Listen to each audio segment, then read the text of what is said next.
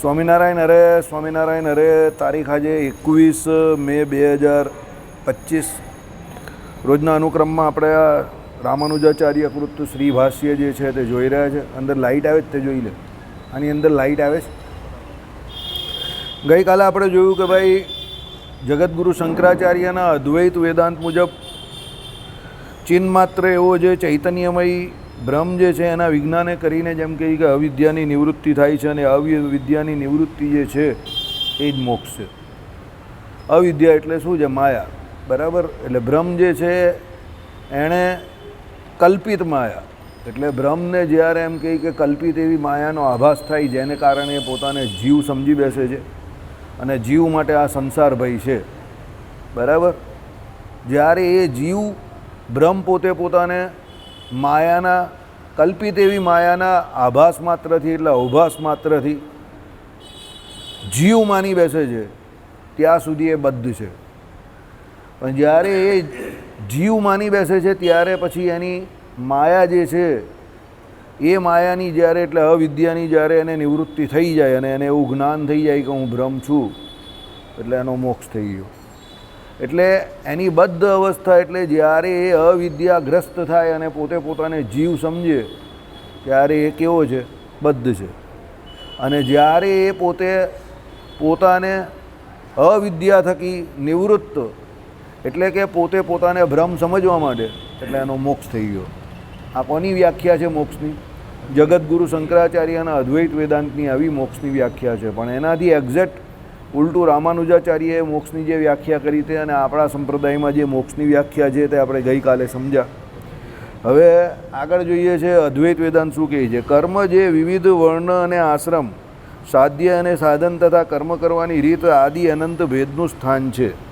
સાંભળો, કર્મ જે કયા કયા કયા તે સાંભળો. તે વિવિધ એટલે શું છે? વર્ણ અને આશ્રમ. વિવિધ વર્ણ અને આશ્રમ એટલે કયા? 4 વર્ણ અને 4 આશ્રમ પ્રમાણે. બરાબર. પછી શું કહ્યું? સાધ્ય અને સાધન. સાધ્ય શું છે? સ્વર્ગાદિ. સાધન શું છે? યાગ આદિ. તથા કર્મ કરવાની રીત એટલે પ્રયાજ આદિ અંગો એટલે જે પછી એના અંગો હોય યજ્ઞ આદિ પછી જે બીજા કોઈ જે અંગ કરવાનો હોય તે અંગો કરવાની રીત જે છે આદિ અનંત ભેદનું સ્થાન છે. તે સકળ ભેદ દર્શનની નિવૃત્તિરૂપ જે અજ્ઞાન નિવૃત્તિ તેનું સાધન કેમ બની શકે? બરાબર. એટલે શું કહ્યું છે કે ભાઈ આદિ અનંત ભેદનું સ્થાન શું છે? તો આ સાધ્ય એવું જે સ્વર્ગ જે છે તે, સાધન એવા યાગ જે છે તે, પછી એને કરવાની જે પ્રયાજ આદિ જે રીતો બધી અલગ અલગ જે છે તે એ આદિ અનંત ભેદનું સ્થાન છે. એટલે આ બધામાં બહુ ભેદ રહેલો છે. કેમ? કારણ કે બધા વિધિઓ અલગ અલગ હોય, એ પ્રમાણે કર્મ અલગ અલગ હોય. બરાબર. એ પ્રમાણે એના સ્થાન અલગ અલગ હોય. એ બધું અલગ અલગ હોય. એટલે એ ભેદનું કારણ થયું ને. બરાબર. તે સકળ ભેદ દર્શનની નિવૃત્તિરૂપ જે અજ્ઞાન નિવૃત્તિ એટલે આ બધો જે ભેદ જે છે તે બધો ભેદ દૂર થઈ જાય ને એક અભેદ એવા બ્રહ્મનું દર્શન થાય એટલે એને શું કહ્યું? અજ્ઞાનની નિવૃત્તિ. એ અજ્ઞાન નિવૃત્તિ તેનું સાધન કેવી રીતે બની શકે? એટલે શ્રુતિઓ પણ કર્મનું ફળ અનિત્ય હોય, કર્મ એ મોક્ષનું વિરોધી છે અને જ્ઞાન જ મોક્ષનું સાધન છે એમ બતાવે છે. એટલે એ લોકો શું કહે છે કે ભાઈ તેનું સાધન કેમ બની શકે? એટલે કોણ? કર્મ કેવી રીતે બની શકે? એમ કે ભાઈ તમારે ભેદનું નિવારણ કરવું હોય, આટલી બધી એમ કહે કે યજ્ઞ યાગાદિક વિધિઓ છે, એના આટલા બધા અલગ અલગ પ્રમાણેના સ્વર્ગલોકથી માંડીને ઉપર નીચેના પાતાળલોકથી માંડીને ઉપરના છો અને મૃત્યુલોક સુધીના કેટલા બધા અલગ અલગ ફળો છે.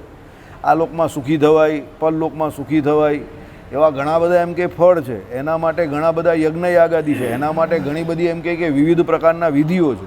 હવે આટલી બધી જે ભેદ વૃત્તિઓ, આટલી બધી જે ભેદ પ્રમાણે જે તમે એમ કહો કે ભાઈ રીતો કઈ છે, તો એ બધું કેમાં ભેદ છે? તો મૂળભૂત કર્મમાં ભેદ છે ને.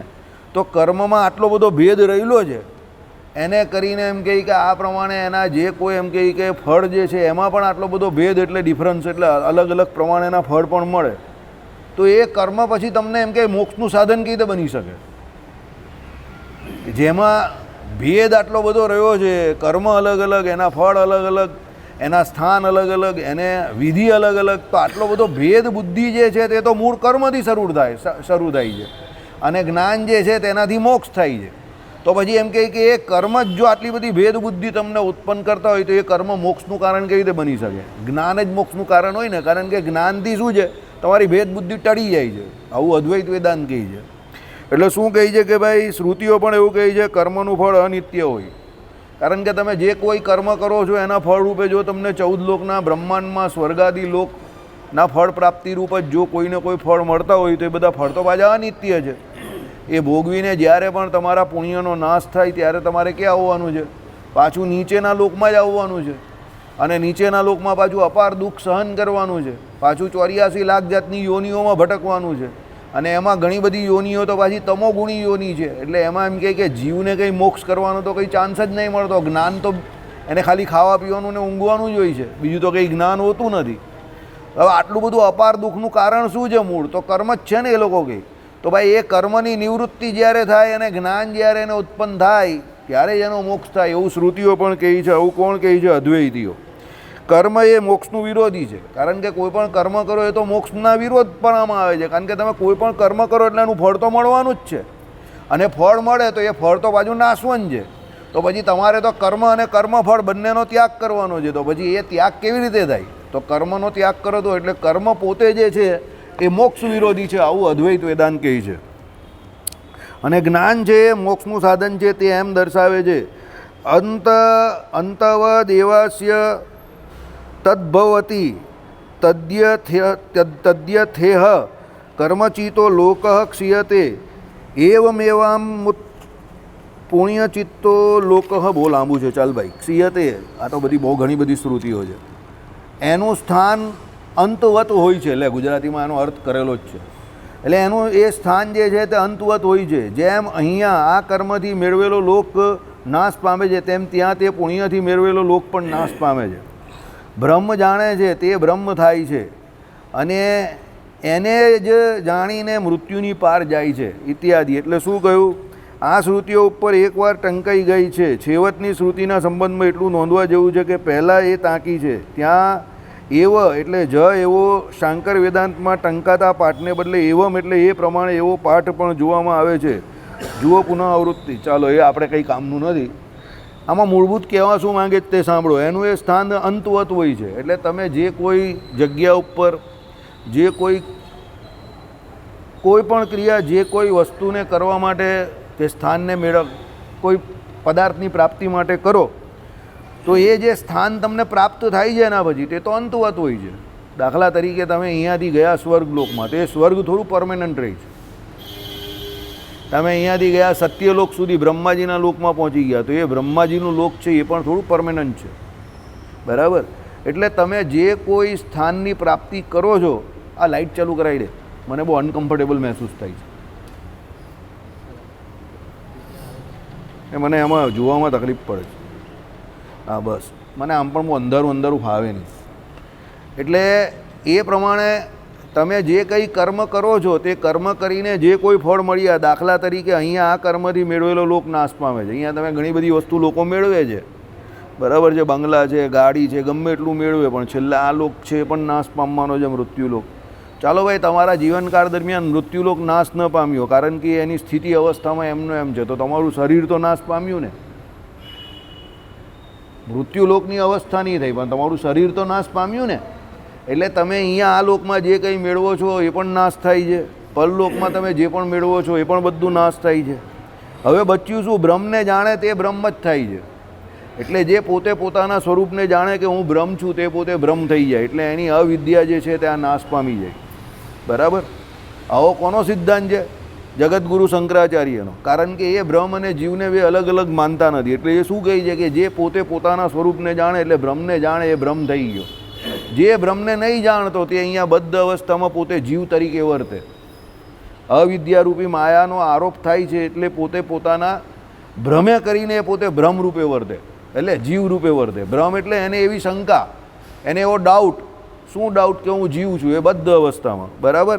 એને જ જાણીને મૃત્યુની પાર જાય છે. એને જ જાણીને એટલે પેલા બ્રહ્મને એટલે ભગવાનને એટલે બ્રહ્મને એટલે પોતે પોતાના સ્વરૂપને બ્રહ્મરૂપ જાણે તો એ મૃત્યુની પાર જાય છે. એટલે શું છે કે એના જન્મ મરણ જે કોઈ છે તે ટળી જાય છે.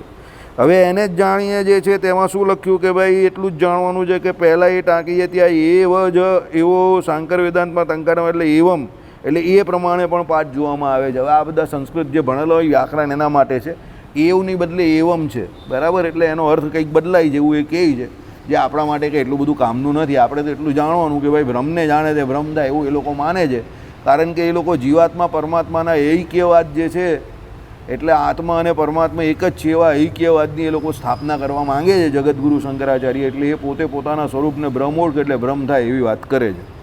ચાલો હવે આગળ. એમ જે કહેવામાં આવ્યું કે વિદ્યા એટલે જ્ઞાનને યજ્ઞાદિ કર્મની અપેક્ષા છે, તે સંબંધમાં કહેવાનું કે કર્મ મોક્ષરૂપી ફળની ઉત્પત્તિમાં ઉપયોગી નથી, બરાબર. કર્મ જ્ઞાનમાં ઉપયોગી થઈ શકે જ નહીં. ઉપયોગ હોય તો તે પણ આટલી રીતે હોઈ શકે, કાં તો એથી જ્ઞાનની ઉત્પત્તિ થતી હોય, અથવા તો જ્ઞાનનું અમુક સ્વરૂપ એનાથી ઘડાતું હોય, અથવા તો જ્ઞાનનું ફળ એનાથી સિદ્ધ થતું હોય. આમાંથી એકે રીતે જ્ઞાનને માટે કર્મનો ઉપયોગ નથી. આ જગતગુરુ શંકરાચાર્યની વ્યાખ્યા છે. શું કહે છે? કર્મ જે છે તે જ્ઞાનમાં ઉપયોગી થઈ શકે નહીં. તમે એમ કે કોઈ પણ પ્રકારનું કર્મ કરો તે તમને જ્ઞાન મેળવવામાં ઉપયોગી થતું નથી. આવો શંકરાચાર્યનો મત છે અદ્વૈત વેદાંતમાં. આપણો મત એવો નથી. આપણા મત પ્રમાણે તો તમારે કોઈ પણ જ્ઞાન મેળવવું હોય તો એના માટે કર્મ કરવું પડે, અને જ્ઞાન મળે, તમને જ્ઞાન થાય પછી પણ કર્મ કરવું પડે, કારણ કે કર્મ કર્યા વગર કોઈ પણ જીવ રહી શકતો નથી. રામાનુજ વેદાંત ગીતા શું કહે છે કે આ જીવ જે છે તે કર્મ કર્યા વગર કોઈ પણ જીવ જે છે તે એક સેકન્ડ કે એક પળ સુધી એક જરા પણ રહી શકતો નહીં. કર્મ તો થયા જ કરે છે, સમજો. એટલે તમે બેઠા હોવ ત્યારે પણ કર્મ થાય. તમને એવું લાગે કે ભાઈ કર્મની ગતિ અટકી ગઈ છે, તો કર્મની ગતિ સમજવી બહુ ગહન છે. કર્મનું ખાતું કોઈ દિવસ અટકતું નથી, એ તો ચાલુ ને ચાલુ જ રહી છે, બરાબર. એટલે કર્મ જે છે તે જ્ઞાનમાં ઉપયોગી થઈ શકે જ નહીં. કેવી રીતે ઉપયોગ હોય તો તે પણ આટલી રીતે હોઈ શકે. હવે એ કહે છે કે ભાઈ કદાચ જો કર્મનો જ્ઞાનમાં ઉપયોગ થઈ શકે તો એ પણ ખાલી આટલી રીતે જ છે. કેવી રીતે? તો સાંભળો. કાં તો એથી જ્ઞાનની ઉત્પત્તિ થાય. ભાઈ એ કર્મ તમે જે કંઈ કરો છો તો એનાથી કદાચ તમારા જ્ઞાનની ઉત્પત્તિ થઈ ગઈ. ઉત્પત્તિ થાય પછી એ કંઈ કામનું નથી. આવું કોનું માનવું છે? જગતગુરુ શંકરાચાર્યનું, બરાબર.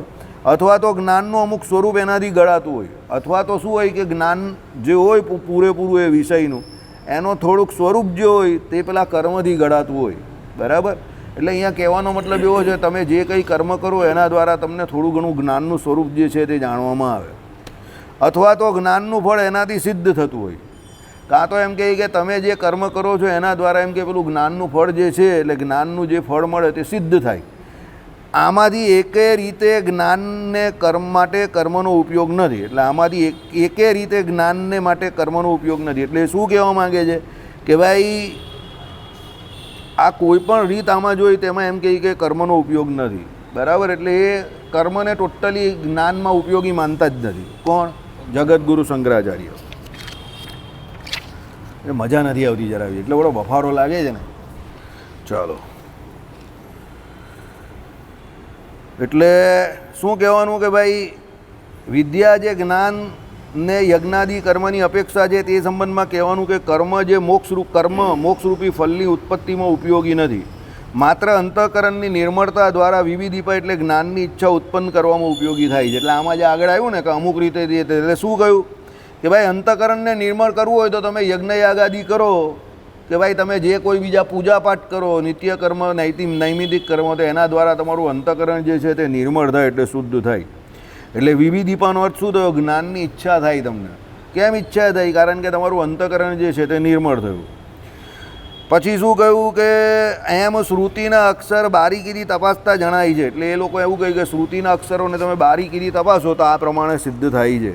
તથા કર્મ થકી જ્ઞાન થાય એ વાત વસ્તુ સ્થિતિથી વિરુદ્ધ છે. હવે એ લોકો ના પાડે છે કે ભાઈ કર્મ થકી જ્ઞાન થાય એવું અમે માનતા નથી.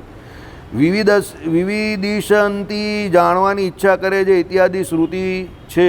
જ્ઞાનની ઈચ્છા થયા પછી જ્ઞાન ઉત્પન્ન થવામાં શમ આદિને જે અંતરંગ ઉપાય તરીકે શ્રુતિ પોતે બતાવે છે. હવે તમને જ્ઞાનની ઈચ્છા થઈ કર્મ કરવા પછી તમે જે સમ દમ આદિ એટલે અંતરમાંથી જોડાયેલા ઉપાય, સાધ્ય સાથે આંતર સંબંધ ધરાવતા સાધન, યજ્ઞાદિક તે બહિરંગ એટલે બહારથી જોડાયેલા સાધન કહેવાય છે. એટલે સમજો અંતરમાંથી જોડાયેલા ઉપાય, સાધ્ય સાથે આંતર સંબંધ ધરાવતા સાધન. આંતર સંબંધ એટલે શું છે? તમે જે સમાધિક જે કોઈ નિયમ કયા તે, હવે દાખલા તરીકે શમન કોનું થાય અને દમન કોનું થાય? તો ઇન્દ્રિયોનું દમન થાય. તો ઇન્દ્રિયોનું દમન કરવા માટે તમારે બહારના વિષય રોકવા પડે. અને સમન કોનું થાય? તો અંતઃકરણનું. તો અંતઃકરણનું સમન કરવા માટે તમારે અંદરથી મજબૂત થવું પડે માનસિક રીતે. આપણે ત્યાં રસ્તો શું બતાવેલો છે? ભગવાને બંનેનો રસ્તો અલગ અલગ બતાવેલો છે.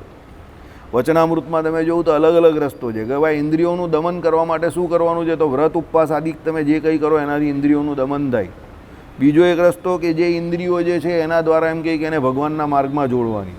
બરાબર? એટલે જે ઇન્દ્રિયોના જે વિષય છે તે કેવા કરવાના? ભગવાન સંબંધી કરવાના. બરાબર? આ આપણી વાત ચાલે છે. આપણી ને એ લોકોની વાત મિક્સ નહીં કરતા. આ તમને સમજ પડે એટલે, કારણ કે એ લોકોનું તમને આપણું સમજાવીશ તો જ સમજ પડશે. બાકી એ લોકોનું સીધું સમજવું બહુ કઠણ છે. એટલે પહેલાં આપણું સમજી લઉં. હવે સમન આપણામાં કેવી રીતે થાય? તે દાખલા તરીકે ભગવાને શું કહ્યું? મન, બુદ્ધિ, ચિત્ત અને અહંકાર. તો મનના ઘાટ જે છે તેને ભગવાને શું કહ્યું? મન જ્યારે ખોટા ઘાટ કરે ત્યારે શું વિચારવું? આત્મવિચાર કરવો કે ભાઈ હું આત્મા છું, અજર છું, અમર છું, અછેદ છું, અભેદ છું. મને આ મનના ઘાટ જોડે, સંકલ્પો જોડે કોઈ લેવા દેવા નથી. બુદ્ધિ ખોટા નિશ્ચય કરતી હોય, બુદ્ધિમાં ખોટી જે સ્મૃતિપટમાં જે ખોટું આવે તો ભગવાને શું કહ્યું? એ બુદ્ધિ કરતાં હું અલગ છું. ચિત્ત ખોટું ચિંતન કરતું હોય તો ભગવાને શું કહ્યું? એ ચિત્ત કરતાં હું જુદો છું. આ પ્રમાણે તમારે સમન કરવાનું છે અંતઃકરણનું. એટલે અંતઃકરણનું સમન કરવા માટે તમારા વિચાર જે છે, આત્મવિચાર જે છે તે કામનો છે. અને ઇન્દ્રિયોનું દમન કરવા માટે તપ આદિ સાધનો જરૂરી છે. સમજ પડી કે ના પડી? સભા શૂન્ય થઈ ગઈ છે, એકદમ શૂન્ય થઈ ગઈ છે. ભાઈ હું શૂન્ય છું થોડોક, પણ તમે શૂન્ય શું કામ થાવ? હું જે બોલું જ તે બધું બરાબર જ બોલું છું. તમારે ઢીલા પડવાની કોઈ જરૂર નથી. સમજ પડી? બંનેના રસ્તા શ્રીજી મહારાજે અલગ અલગ બતાવેલા જ છે. હા તો બોલો. હા, સમજી ગયા કે ભાઈ ઇન્દ્રિય અને અંતઃકરણને જીતવાના રસ્તા અલગ અલગ છે. ઇન્દ્રિયોને ભગવાને શું કહ્યું? આંખ અને કાન. તો આંખે કરીને ખરાબ જોવું નહીં, કાને કરીને ખરાબ સાંભળવું નહીં. એટલે ઇન્દ્રિયોને શું એના વિષયમાંથી જબરજસ્તી વાળવાની છે. હવે તમે સમજો, જબરજસ્તી તો કાં સુધી વાળો? એટલે ભગવાને શું કહ્યું? એના માટે ઇન્દ્રિયોના વિષય ભગવાન સંબંધી કરવાનું કહ્યું ને. ભાઈ મંદિરે આવો, ભગવાનના દર્શન કરો, સ્ત્રી આદિ જે કોઈ રૂપ છે એને આંખે કરીને જોવું નહીં, કાને કરીને એમ કે ગ્રામ્ય વાર્તા સાંભળો નહીં. તો શું સાંભળો? તો ભગવાનના કથા વાર્તા, ગુણ કીર્તન સાંભળો. એવી રીતે જે તે ઇન્દ્રિયોનો જે વિષય હોય તે પ્રમાણે ઇન્દ્રિયોને વાળવાના છે. અને અંતઃકરણ, તમે દાખલા તરીકે બેઠેલા છો ને તમને એકદમ મનમાં કોઈ ખોટો વિચાર આવ્યો તો શું કહેવાનું? ભાઈ આ વિચાર જે છે તે મનનો છે, એ મનથી હું શું છું? જુદો છું. એટલે આત્મવિચાર કરવો. હવે આઈડિયા આવ્યો કે ભાઈ આ પ્રમાણે સમન અને દમન બે અલગ અલગ છે. ઘણી વખત આ સત્સંગી જીવનમાં આવી ગયો ટોપિક, શિક્ષાપત્રી અર્થદીપિકામાં આવી ગયો, સામે લખાઈ ગયો છે. પણ ભગવાન કે એ પ્રમાણે કે જે વિષય ચાલતો હોય તમે એનો શ્રવણ મનન નિધિધ્યાસ નહીં કરો એટલે તમને એનો સાક્ષાત્કાર થાય નહીં. તમે કહું કે ભાઈ તમને યાદ રહી જાય જબરું, પાછા આવીને મારી પર ઈર્ષા કરે પાછા. અરે ભાઈ મને એમને યાદ નહીં રહેતું હોય, હું એનો શ્રવણ મનન કરતો એટલે યાદ રહી.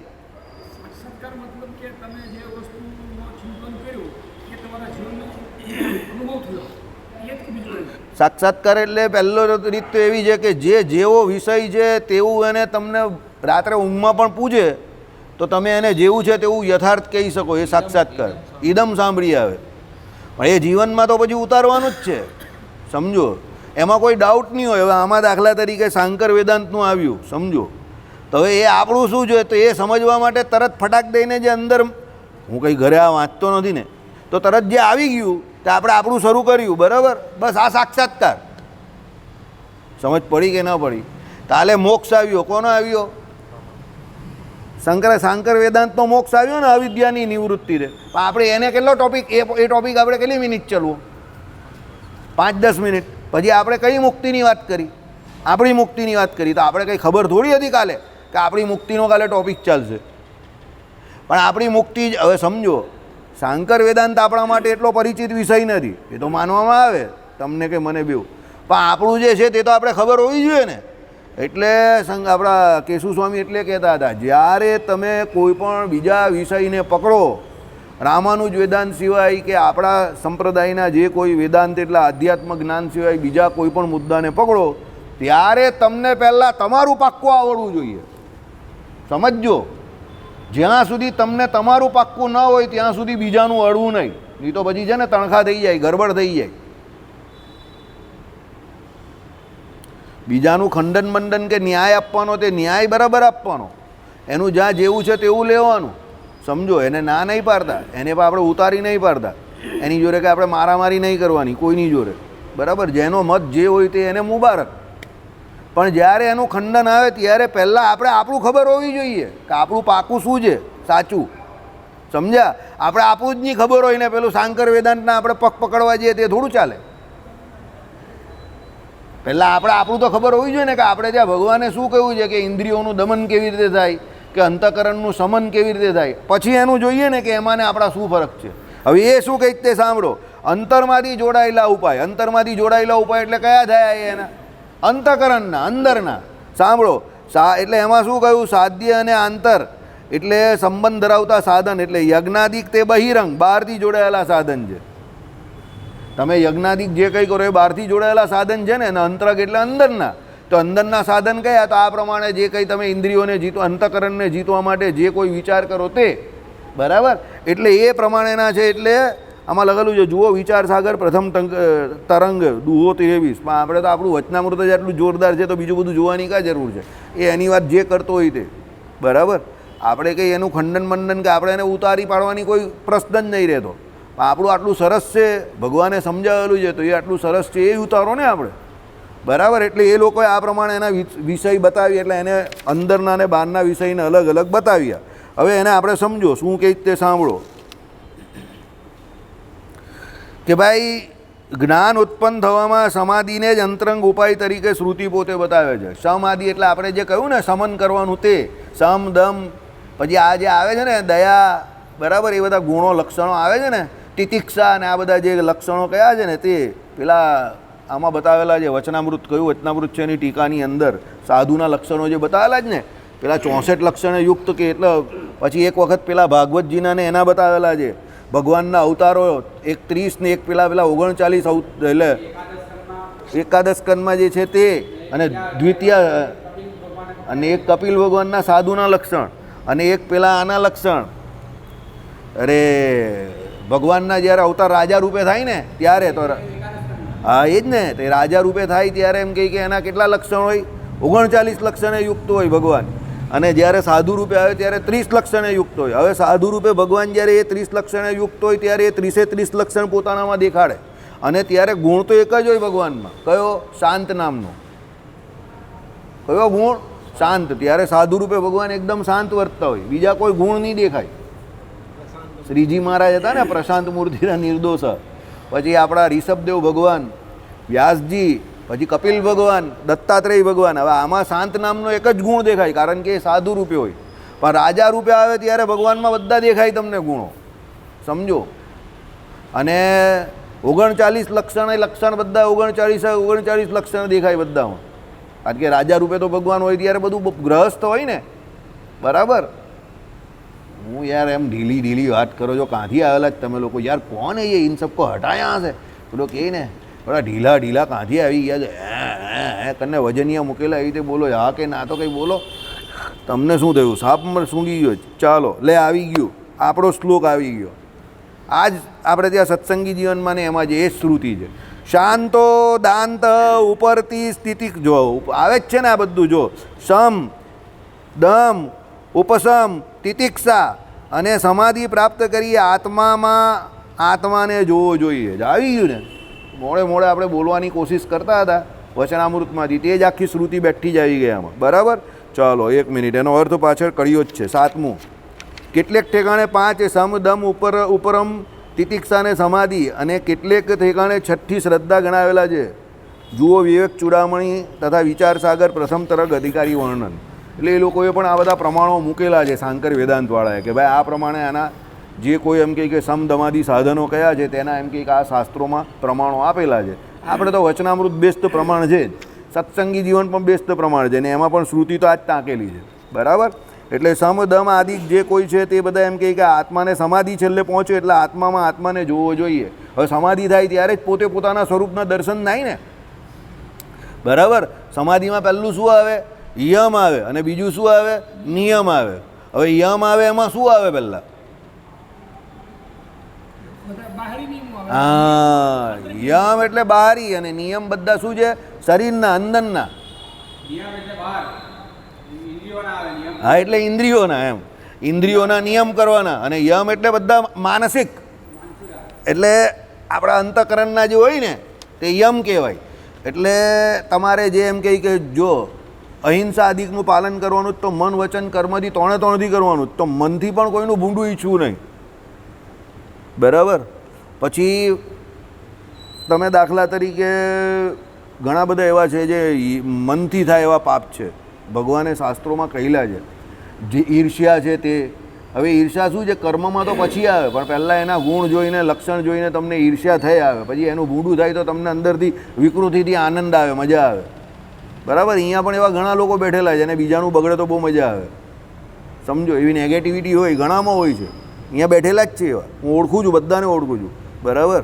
કારણ કે મારો સિદ્ધાંત તો પહેલેથી છે, લોક પીઠ પીછે વાત કરતે, હમ મુંહ પે બાત કરતે. સમજી ગયા?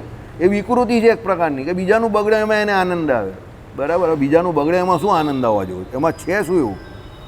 પણ એ ઈર્ષ્યા હોય પેલાને, એની પર દ્વેષ હોય, જેને કરીને બીજાનું બગડે એમાં આનંદ આવે. જો એનું પણ ન થયું ને, હવે એનું ન થયું એમાં તને શું આનંદ આવ્યો? પણ આવે, પોતાનું ન થતું એટલે પેલાનું પણ ન થાય તો આનંદ આવે. હવે આનંદ નથી એકચ્યુઅલી, એ જે સુખની અનુભૂતિ એને થઈ રહેલી છે સમય પર, એની વિકૃતિ છે. કઈ વિકૃતિ છે? પેલો કૂતરો જે છે ને તે પેલું હાડકું લઈને ચાવે છે ને પછી એના જ મોઢાની જેમ કે ચામડી છોલાય છે ને એનાથી જે લોહી છે એનો સ્વાદ આવે છે અને એમાં એ આનંદ માને છે. એવો એ આનંદ છે પેલાને, કે એવું સુખ એને આવે છે. એને ખબર નથી કે આ મારા જ મોઢાનું લોહી હું ચૂસી રહ્યો છું ને એમાં મને સુખ આવી રહ્યું છે. એમ ઈર્ષ્યા એને બીજા પ્રત્યે છે, અંદરથી એ ઈર્ષ્યા નામની બીમારી પીડાઈ રહેલો છે અને એને કારણે બીજાનું બગડે છે, એમાં એને સુખ આવે છે. સમજો, તો આ બધું જીતવાનું છે. બરાબર. નિયમમાં પછી શું છે, વર્તવાનું છે પૂરેપૂરું. ઇન્દ્રિયો જે કંઈ છે તેને નિયમમાં રાખવાની છે. આંખને એના નિયમમાં રાખવાની છે, કાનને એના નિયમમાં રાખવાના છે, જે તો જ્ઞાનેન્દ્રિયો કર્મેન્દ્રિયો જે છે તે બધી પોતપોતાના નિયમમાં રાખવાની છે. બરાબર. એ પછી છેલ્લે સમાધિ આવે છે ને, ધ્યાનના ધ્યાનને સમાધિ. તો સમાધિમાં આમાં તો આત્મ સાક્ષાત્કાર જ થાય અદ્વૈત વેદાંત પ્રમાણે, કારણ કે બ્રહ્મને એ કંઈ જુદું તો માનતા નથી. એટલે એ પોતે પોતાના સ્વરૂપને જો, એટલે બ્રહ્મના સ્વરૂપને જોઈ લીધું તો પૂરું થઈ ગયું. આપણામાં શું આવે? સમાધિ થાય એટલે ભગવત દર્શન થાય અને ભગવાનની મૂર્તિનું દર્શન થાય, એ ભેગા એને પોતાના આત્માનું પણ દર્શન થાય. આ આપણી રીત છે. આપણે બધામાં આપણું તો સમજવાનું જ. સમજજો, આપણે અહીંયા રામાનુજ વેદાંત શીખવા બેઠા છે. ભલે જગતગુરુ શંકરાચાર્યનો પૂર્વ પક્ષ હોય અદ્વૈત વેદાંતનો, પણ એમાં આપણે આપણું તો સમજ્યા જ કરવાનું વચ્ચે વચ્ચે. આપણા માટે આપણું મુખ્ય છે. બરાબર. આ બાજુ બેસવાથી કંઈ યાદ નહીં રહી, કંઈ આવડે નહીં. આ બાજુ બેસવાથી કંઈ ખબર જ નહીં પડે તમને, એક ટકો બી નહીં આવડે. અહીંયા શું ચાલે, ઓડિયો વિડીયો ઇફેક્ટ જ નહીં આવે ને. ખોટા ખોટા બેસી રહેવાથી કોઈ ફાયદો નથી. એવી અંડેલીને ઊંઘ આવ્યા કરે, બીજું કંઈ થાય નહીં. ચાલો, એટલે શું કહ્યું કે ભાઈ આત્મામાં આત્માને જોવો જોઈએ. આ રીતે અમુક ફલાભિસંધિ એટલે ફળ ઉપર દ્રષ્ટિ, ફળની ઈચ્છા રાખ્યા વગર સેંકડો જન્મમાં કરેલા કર્મો, નિષ્કામ કર્મો વડે જેના અંતઃકરણના દોષ નાશ પામ્યા છે તેને વિવિધ દિશા એટલે જ્ઞાનની ઈચ્છા ઉત્પન્ન થાય છે. અને વિવિધ દિશા ઉત્પન્ન થયા પછી સદૈવ સૌમ્યદમગ્ર આસીદ એકમેવ અદ્વિતીયમ સત્યમ જ્ઞાનમ અનંતમ બ્રહ્મ નિષ્કલમ નિષ્ફલમ નિષ્ક્રિયમ શાંતમ નિરવધ્યમ નિરંજનમ અયમાત્મા બ્રહ્મ તત્વમસી. આ બધી શ્રુતિઓની પ્રાપ્તિ પેલાને થઈ જાય. બરાબર. એટલે શું કહ્યું તે સાંભળો. સાધન રૂપે આ બધી કહ્યું કર્મને, શું કહ્યું તે સાંભળી લો. હવે તમને બધું સમજ પડી જશે. ત્યાર સુધી અઘરું હતું, હવે સમજ પડશે. શું કહ્યું? ફલાભિસંધિ એટલે ફળ ઉપર દ્રષ્ટિ એટલે ફળની ઈચ્છા રાખ્યા વગર. તમે કોઈ પણ ફળની ઈચ્છા રાખ્યા વગર સેંકડો જન્મમાં જે કોઈ નિષ્કામ કર્મ કરેલા હોય, ભાઈ નેકી કર દરિયા મેં ડાલ, એમ કરીને તમે સેંકડો જન્મથી એક સરખા એમ કહી કે નેક કામ કર્યા કરો કોઈ પણ પ્રકારના ફળની ઈચ્છા વગર.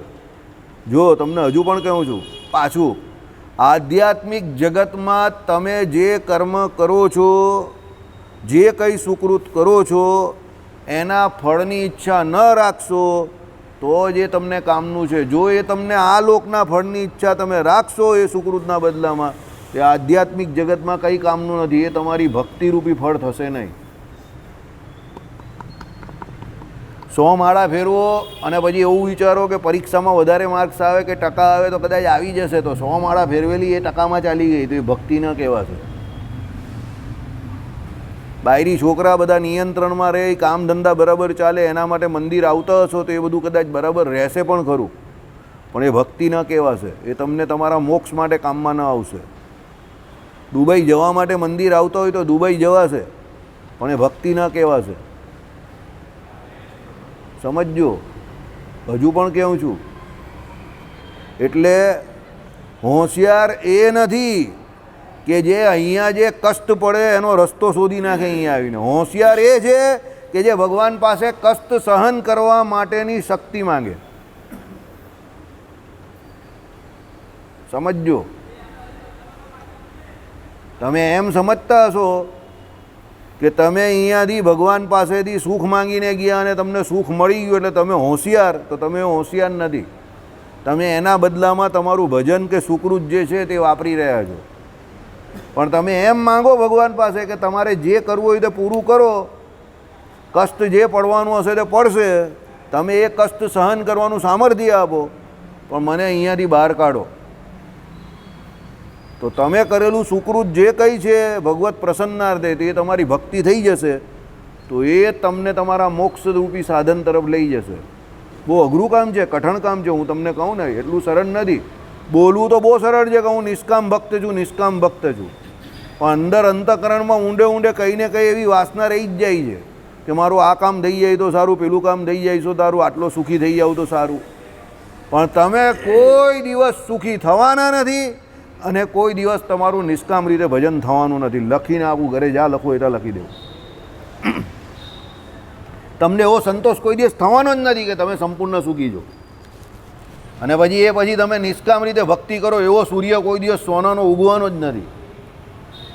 સમજી ગયા? કારણ કે જીવ જે છે એની વાસના અનંત છે, એના કર્મો અનંત છે. એ પ્રમાણે તમને કોઈ કાળે કોઈ સમય એવો નથી આવવાનો કે જ્યાં તમને એવો સંતોષ થઈ જાય કે મને બધું સુખ મળી ગયું છે, હવે છોડીને ભજન કરવું છે. એવું થવાનું જ નહીં. યાદ રાખજો. ભગવાને શું કહ્યું? પાતાળ લગી એમ કહે કે શું? પૃથ્વી ફાટી હોય અને તમે એને જળની બિંદુ વડે એમ કહે કે ભરવા માંગો, એ કોઈ દિવસ ભરાવાનું છે? એમ ભગવાન શું કહે કે ચાલ થોડાક પંચવીસય ભોગવી લેવું ને પછી કાલથી પાછો નિયમમાં આવી જઈશ, તો એમ કોઈ દિવસ થવાનું છે? એમ તમારા સુખ જે તમે જગતના વિષયને વિશે માનેલું છે અને તમે એમ માનો કે એ બધા વિષયના સુખ મને મળી જશે ને મને સંતોષ થઈ જશે, પછી એ સંતોષ થશે પછી હું શાંતિથી મારા મોક્ષ માટે ભજન કરીશ. એ ઘડીને એ પળ કોઈ દિવસ આવવાની નથી. યાદ રાખજો. લખીને આપું, જાઓ. બરાબર? એટલે તમે જે દિવસે એવો વિચાર કરો, જે શુભ ઘડીએ તમે કે ના હવે ભગવાન પાસે આ લોક સંબંધી કે પરલોક સંબંધી કોઈ સુખ માંગવું નથી. ભગવાનને કહેવું છે કે જેમ જે છે તે પ્રારબ્ધ પ્રમાણે પૂરું કરો, મને તમારા ધામમાં લઈ જાઓ, તમારી જે ભક્તિ જે છે એના દ્વારા જે તમે મુક્તિ માની છે એ મને આપી દેવું. બસ હવે મારે તમારી પાસે જ આવવું છે ને એના માટે જ હું બધા પ્રયત્ન કરીશ. આ લોકના સુખ માટે હવે હું કોઈ પ્રયત્ન કરીશ નહીં. તમારી ઈચ્છા એ જ મારું ભાગ્ય. તમારે જે કરવું હોય તે મારા માટે કરો. બસ તમને મંજૂર એ મને મંજૂર. તમારો સંકલ્પ એ જ મારો સંકલ્પ. કારણ કે આમ પણ આપણા સંકલ્પનું કંઈ થતું તો છે નહીં, તો પછી ભગવાનના સંકલ્પનું જે થાય તે થવા દેવું ને. હવે એક વખત તો કરો એવું.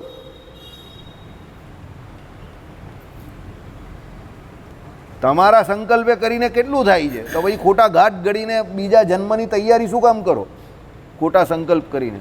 એના કરતાં એક જન્મ જે કંઈ એના વર્ષો બચેલા જ તે ભગવાનના સંકલ્પે કરીને જેમ જીવન ચાલે છે ચાલવા દેવે ને. એમ જ જે થાય તે ખરું દેખા જાયગા.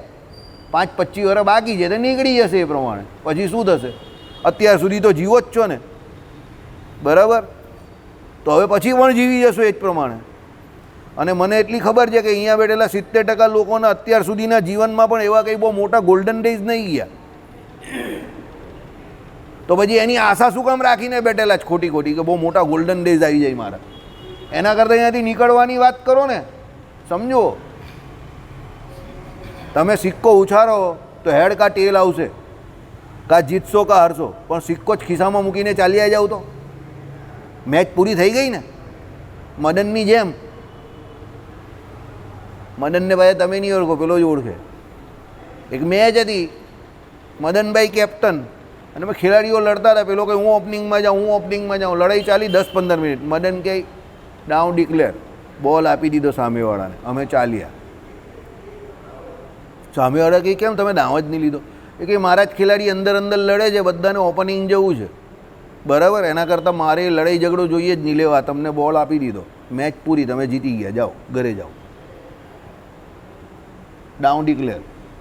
હકીકત ઘટના છે, હું તમને અંબક વાત નહીં કરતો, સમજો. એમ જ્યાં સુધી તમે આ લોકને વિશે જીતવા માટે સિક્કો ઉછાળશો ત્યાં સુધી બે શક્યતા રહી છે. શક્યતા કઈ? 50% જીતવાની ને 50% હારવાની, બરાબર. પણ એ તમને નિષ્કામી તો બનાવશે નહીં. એના કરતાં એ સિક્કો કાં ફેંકી દેવો કાં ખિસ્સામાં મૂકીને ચાલો આગળ, જે થવાનું હોય તે થશે, દેખા જાયગા. એક જન્મના હવે જેટલા વર્ષો બચેલા છે આ જન્મના, એ ભગવાનને સોંપી દેવું. ભગવાન જે કરે તે આપણું પ્રારબ્ધ એમ કરીને, ભગવાન પાસે કંઈ માંગવાનું જ નહીં. ભગવાનની જે ઈચ્છા હશે તે દેખા જાયગા. અત્યાર સુધી તો આપણે જોયું જ છે ને એ પ્રમાણે, હજુ પણ જોઈ લઈશું 5-25 વર્ષ જે બચેલા જ તે, સમજો, બરાબર. નિર્વાસનિક થઈને ભજન થઈ જાય તો કદાચ નીકળી જઈએ તો મોક્ષ થઈ જાય. બાકી ઈચ્છાઓની કોઈ એન્ડ નથી, એન્ડલેસ છે બધી. આપણી ઈચ્છાઓ બહુ એન્ડલેસ છે, એને એનો કોઈ અંત આવવાનો જ નથી. તમને બચાવી શકે એવું ભગવાનનું ભજન જ છે નિર્વાસનિક થવા માટે, બીજો કોઈ રસ્તો નથી, બરાબર. અને એ નિર્વાસનિક થઈને એ તમારે ભજન કરવાનું છે. પછી ભજનના બદલામાં પાછું આ લોકનું માંગશો તો ભાઈ દુઃખ જ આવવાનું છે, બરાબર. ચાલો કંઈ નહીં, તમને બહુ આ વાત રાજ નહીં આવી, બરાબર. એ મને એવું તમારા મોઢા ઉપરથી દેખાય છે, કારણ કે તમને બધાને જગતની વાસના હોય તેમાં હું શું કરી શકું, બરાબર. ભોગવો, કંઈ નહીં, આવો પાછા, બરાબર, મળજો પાછા કોઈ બીજાને, બરાબર. આપણે તો એવી કોઈ હવે ઈચ્છા રાખવી નથી કે અહીંયા આવવું છે, બરાબર. ચાલો, જય સ્વામિનારાયણ.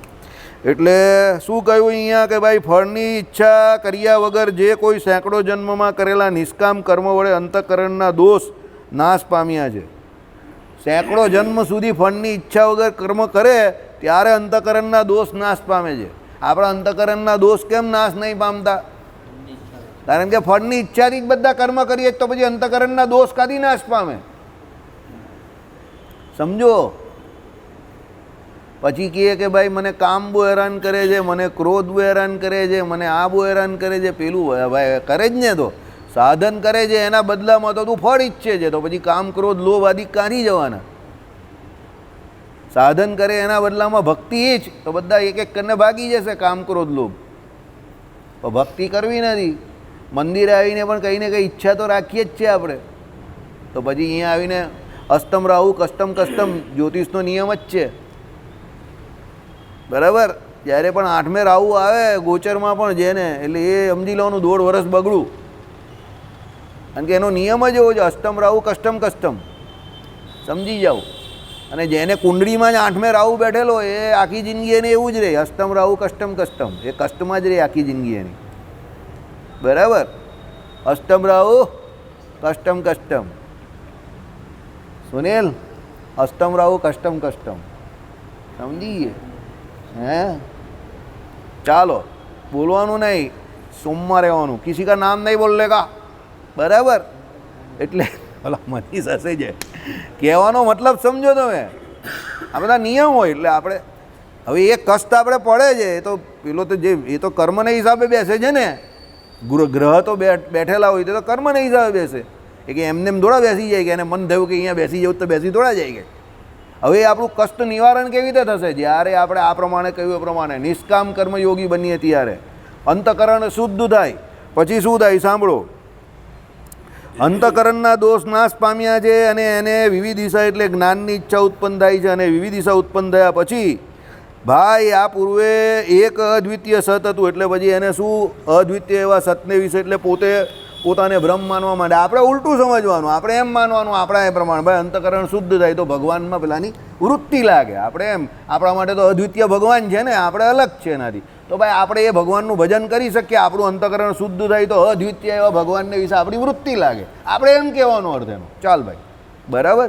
જો નિયમ તો એક જ છે, સાબુથી કોઈ પણ કપડું સાફ થાય, આ નિયમ છે. એટલે અંતઃકરણ સાફ તો તમારું આ કર્મ દ્વારા જ થાય. પછી સમજણમાં ફેર પડે. આપણી સમજણમાં શું આવે? ભગવાનમાં વૃત્તિ લગાડવી હોય તો આપણામાં પણ એ જ છે ને, અંતઃકરણ સાફ હોય તો જ લાગે ને. એનામાં એવું છે કે ભાઈ એ શંકર વેદાંતમાં કે એને એના સ્વરૂપની ઓળખાણ થાય, એટલે એમાં ભ્રમ એક જ છે, એટલે એ એના સ્વરૂપ પોતાના સ્વરૂપની ઓળખાણની વાત કરે. આપણે શું કહીએ કે ભાઈ ભ્રમને વિશે વૃત્તિ લાગે આપણી. ફરક આટલો જ છે, બીજો કોઈ ફરક નહીં. સિદ્ધાંત ફેર નહીં થવાનો કંઈ, ખાલી પાછળનો સિદ્ધાંત ફેર થાય, આગળનો ફેર કંઈ નહીં થતું. એ લોકો જે સાધન કહે છે તો આપણે પણ કરવાના છે, અંતઃકરણ શુદ્ધ તો આપણે પણ કરવાનું જ છે ને. અને એના માટે શું કરવાનું છે? નિષ્કામ. શું? આ બધા જે કર્મ કરીએ તે સુકૃત જે છે તે બધા નિષ્કામ. આપણે પણ જે સવારે વહેલા ઉઠીએ છીએ, નિત્ય કર્મ નૈમિતિક કર્મ કરીએ છીએ તેનાથી શું થાય છે? અંતઃકરણ શુદ્ધ જ થાય જ ને. પણ આપણે ઉપાસનામાં શું કરીએ? ભગવાનની ઉપાસના કરીએ. એટલે આપણામાં ઉપાસ્ય ઉપાસક ભાવ પૂરેપૂરો રહેલો છે કે ભાઈ આપણે જીવ ને પેલા ભગવાન. ત્યારે એ લોકોમાં શું છે કે બ્રહ્મૈક જ્ઞાન પેલાને થાય. એટલે બ્રહ્મૈકત એટલે શું છે? એ પોતે પોતાને બ્રહ્મ સમજવા માંડે. બરાબર? એનું અજ્ઞાન દૂર થાય એવું એ લોકો કહે છે. કોણ? શાંકર વેદાંત. ચાલો આગળ. બ્રહ્મ સત્ય જ્ઞાન અને અનંત છે તે આપણે આખું જોઈ ગયા. સત્યમ જ્ઞાનમ અનંતમ બ્રહ્મ. બરાબર? આખું અહીંયા સમજેલા ને હમણાં પહેલાં જ શરૂઆતમાં જ કે અદ્વૈત વેદાંત કેવી રીતે કહી છે એને, અને આપણે વિશિષ્ટાદ્વૈત વેદાંતવાળા કેવી રીતે કહી છે. બરાબર? નિરવયવ, નિષ્ક્રિય, શાંત, નિર્દોષ, નિરંજન છે. બરાબર? નિરવયવ એટલે કોઈ પણ પ્રકારના અવયવ વગરનું છે. હવે આપણે કોઈ પણ પ્રકારના અવયવ એટલે કેવા અવયવે રહિત? માયાના અવયવે રહિત. એટલે માયાના એટલે આપણા જેવા જે આ જે છે તેવા ભગવાનના અંગો નથી. કેવા છે? અપ્રાકૃત દિવ્ય દ્રવ્યના બનેલા છે. એટલે આપણે એને નિરવયવ એ પ્રમાણે કહીએ. નિષ્ક્રિય એટલે આપણે કેવી રીતે કહીએ કે ભાઈ ભગવાન કર્મ તો એટલે આખું જે જગતની લીલારૂપી જે કર્મ જે છે એ ક્રિયા તો ભગવાન કરે છે, પણ એ ક્રિયા કરવા છતાં ભગવાનને એમાં કોઈ પણ પ્રકારની આસક્તિ હોતી નથી. ભગવાનને કોઈ પારકું પોતાનું કે એવું કંઈ હોતું નથી. બરાબર? એટલે નિષ્ક્રિય એવા છે. સકર કર્મ ફળ પ્રદાતા છે. દરેક જીવની અંદર રહ્યા છે. દરેક જીવના પાપ અને પુણ્ય જે કર્મ જે છે એમાં સાક્ષી રૂપે પરમાત્મા રહ્યા જ છે, પણ એ ભગવાન એ ક્રિયામાં ભળતા નથી. એટલે ભગવાનને પાપ કે પુણ્યરૂપી કર્મ લાગતું નથી. એ પ્રમાણે ભગવાન આપણા કેવા? નિષ્ક્રિય. બરાબર? આપણો અર્થ આ છે. જગતગુરુ શંકરાચાર્યનો અર્થ કેવો છે? નિષ્ક્રિય એટલે કોઈ પણ પ્રકારની કોઈ ક્રિયા કરતા નથી. ચલો. શાંત. શાંત એટલે કેવા? એકદમ આપણે કહીએ ને કે ભાઈ શાંત એટલે કેવા કે અંતઃકરણ જે છે જેનું એકદમ સ્થિર છે તેને શાંત કહેવાય. જે વ્યક્તિ અંદરથી અંતઃકરણ જેનું સ્થિર છે એ જ શાંત છે. જેનું અંતઃકરણ સ્થિર નથી એને શાંત નહીં કહ્યો. સમજજો આ વાત. જે ફરક પડે છે વ્યક્તિમાં, મેષ રાશિ અને વૃષભ રાશિ, એમાં ફેર શું? ચાલો. મેષ રાશિનો માલિક થાય કોણ? મંગળ. મેષ રાશિવાળા ઉછળકૂદ બહુ કરે, દુનિયા હિલા દૂંગા. મંગળ હોય એટલે ઉછળકૂદ. વૃષભ રાશિવાળી ચલ રાશિ એકદમ અને પૃથ્વી તત્વવાળી રાશિ. બેઠેલા એટલે બેઠેલા. ઊભા કરવા હોય તો લાત મારવી પડે. કામ કરાવવું હોય તો એને 10 વાર કહેવું પડે. જો ભાઈ પેલું કામ છે, બેંકમાં જવાનું છે. હા. બેંકમાં જવાનું છે. હા. બેંકમાં જવાનું છે. હા. પછી એ પણ વિચાર કરે બેંકમાં જવાનું તો જઈ શકે. એની પાસે કામ કરાવવું પડે તમારે. સમજી ગયા? કારણ કે એનું અંતઃકરણ કેવું હોય. હવે અમારા જેવા પાસે કામ કરાવવું એ સામેવાળાનું કામ. અમને કામ કરવાની ઈચ્છા જ નહીં હોય. અમે શાંત એટલે આમ બેઠેલા એટલે બેઠેલા જઈએ. સમજો ના? અશોકભાઈ જેવાને શાંત રહેવું એ અઘરું કામ. અહીંયા દોડી જાય, ત્યાં દોડી જાય, ત્યાં આમ તેમ નવરા બેઠા હોય તો પણ એ લોકો કાંથી કાં પહોંચી જાય. એક જ રાશિનો ફરક છે ચંદ્રનો હાલી, તો પણ આટલો બધો બહુ મોટો ડિફરન્સ આવી જાય. બરાબર? કેમ? પૂર્વના કર્મને અનુસારે. સમજો કહેવાનું તાત્પર્ય શું છે આમાં જે કહ્યું? એટલે શાંત હંમેશા અંતઃકરણ હોય. જેનું અંતઃકરણ સ્થિર છે એ જ શાંત રહી શકે. શાંત નામનો બહુ મોટો ગુણ છે આ. જેને ભગવાનનું ભજન કરવું છે તેને શાંત રહેવું પડશે. વગર કામના વેપાર કરવાના નહીં. વગર જોઈતી વેચાતી ઓરી લેવી નહીં. અંતઃકરણ તરત જ ભ્રષ્ટ થઈ જાય, એમાં ઉદ્વેગ થઈ જાય, ગુસ્સો આવી જાય. એટલે અંતઃકરણને શાંત રહેવું હોય તો આ કાનને આંખ છે ને એને શાંત રાખવાના. બહુ મગજમારીમાં ઉતરવું નહીં. કોઈ ગમે તે કે ગમે તે બોલે જવા દેવાય, વ્હાઇટ બોલ છે 1 રન મળશે એમ કરીને આગળ વધવાનું. બોલને છેડવાની જવાનું દરેક. વ્હાઇટ બોલને મારવા જાય તો કટ લાગી જાય કે આઉટ થઈ જાય, પોઈન્ટ પર કેચ આવી જાય. કારણ કે સ્ટ્રોકમાં જગ્યા નહીં બને. સમજો? એના કરતાં જવા દઈએ તો 1 રન થાય. સમજી ગયા? એટલે ઘણી વખત જીવનમાં એવા વ્હાઇટ બોલ આવે એને જવા દેવાના. શાંતિથી જા ભાઈ, તું તારું કામ કર, શાંતિથી બેસવું, સ્થિર અંતઃકરણ. ચાલો. પછી આવે નિર્દોષ. બહુ અઘરું કામ છે. બરાબર? દોષ કોઈ પણ નહીં. બધા દોષ બહુ બધા રહેલા છે ને જગતમાં. કેટલા બધા દોષ છે. બરાબર? માયાના જે કોઈ દોષ જે છે એનાથી પર. નિત્ય નિર્દોષ કોને કયા? ભગવાનને કયા ને નિરંજન. એટલે માયાની જે અંજન સલાકા જે છે એ એને લાગતી વળગતી નથી, એટલે નિરંજન. બરાબર. પછી શું કહ્યું? હા, પૂરું થઈ ગયું. નિરંજન છે, આ આત્મા બ્રહ્મ છે.